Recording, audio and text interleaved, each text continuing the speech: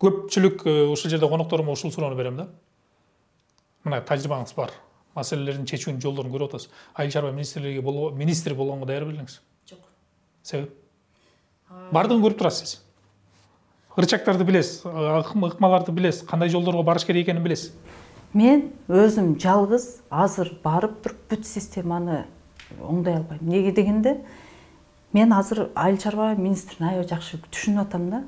Ал киши ошол жалгыз барып алып ошол жерди оңдойм деп атам. Бирок анын ортоңку звеносу бүт саботаждын баары ошол жерде. Бүт системанын бөлүм башчылар, орун басар бүт ошол жерде.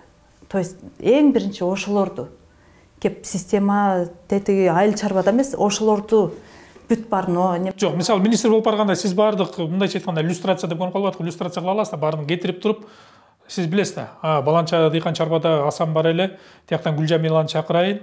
Айтка өткөндө Баткенге барганда Эшмат менен жолуккам, аны чакырайын деп туруп, мисалы ошолорду алып келип туруп иш жүргүзсө болот да. Министр болуп барганда сизде ырчак бар да, жумушчуну мындайча айтканда кадрдык орун алмаштырууну жүргүзгөнгө. Бирок бизде азыр кадрдык жетишсиздик дагы аябай актуальный да. Алар ошончолук канчалык ошолор компетенттүү ошол кадрлардын ордун басып берет. Бул дагы чоң. Демек бизде азыр кадр жок, айласында министрликтин ичиндеги баягы эски кадрлар калды. Ошонун менен баягы эски инерция менен жашап атабыз. Кадрлар кимди даярдаш керек? Университет бар, айыл чарба университети. Айыл чарба университети бар болгону менен, мисалы азыр бир толковый агроном жок Кыргызстан боюнча. Сиз звонить этип бирөөдөн сураңыз. Бизге окшогон өндүрүшчүлөрдөн сураңыз. Агрономду каяктан алып келип кимди иштетип атат? Бүт бардыгы Украинадан алып келет, Европадан алып келет, немеден алып келип атышат, Турциядан. Эмне үчүн? Ветеринар. Биз ушундай бир кыйын ветеринар дегенди көрдүңүз беле? Ветеринарлар жок. Инженерлер жок, технологдор жок. Мен башка нерсени айтпай эле коеюн. Суунун башында отурабыз. Суу чарбасы биздин. Суу боюнча канча адисибиз бар? Кыргызстан боюнча капельное орошение боюнча эң кыйын, эң алдыңкы деген бир Жамгыр деген жигит бар. Ал дагы түрк. Анын аркасында канчалаган очередте турабыз биз азыр. Ай, Жамгыр бизге капельное орошениени коюп берди. Бизге Жамгыр жаадырды. Эми биз суунун башы болуп отуруп, суу боюнча бир адисибиз жок болгондон кийин. Анан индустриальный нерселерди курганда дагы, мисалы ошол эле жолду дейли.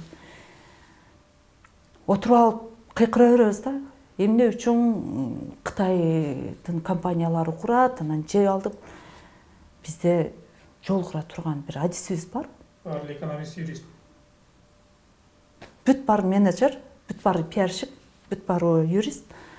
Мен неме менен такси менен жүрөм да. Баягы таксисттерди көп сүйлөйт деп неме кылышат го. Бирок мен отурганда эле өзүм баштайм да. Анан өзүм баштап алардан сурайм. Адистигиңиз эмне? Ар бир мисалы 5 жол таксиге отурсам, ошонун 4-төө айтат, мен юристмин дейт. Бизде мисалы баягы оборудованиянын бирдемеси сынып кала турган болсо, токарьга барып, ошол бир элементти кайтара ордуна келтириш үчүн 1 жума, 2 жума очередте турабыз токарьга. Токарь жок азыр? Жок. Илгери токарды ПТУ даярдачы? Жок.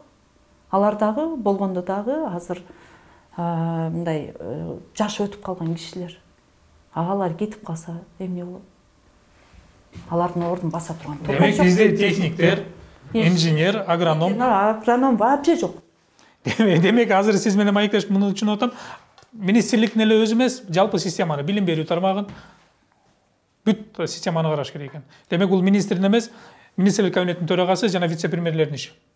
Мен азыр МУКта азыр как раз конференция болду. Ушул кадрларды даярдоо боюнчачы. Анан мага акырыракта сөз келди.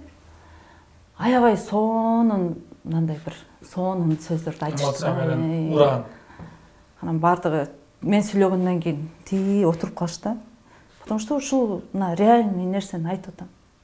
Азыр асыл тукум малдарды алып келебиз деп атат да. Асыл тукум. Аларды асыл тукумду ошонун баарын ким уруктандырат? Ветеринарыбыз барбы? Алып келебиз да баягы кыргыздын баягы талаада ээн жүргөн малына окшой эле калат да. То есть ветеринар алып келгенде дагы ошол жактын адиси келет дагы бизди адистерди үйрөтөт. Эмне үчүн ушул 30 жылга чейин биз ошолорго даяр адистик үйрөтүп койбодук.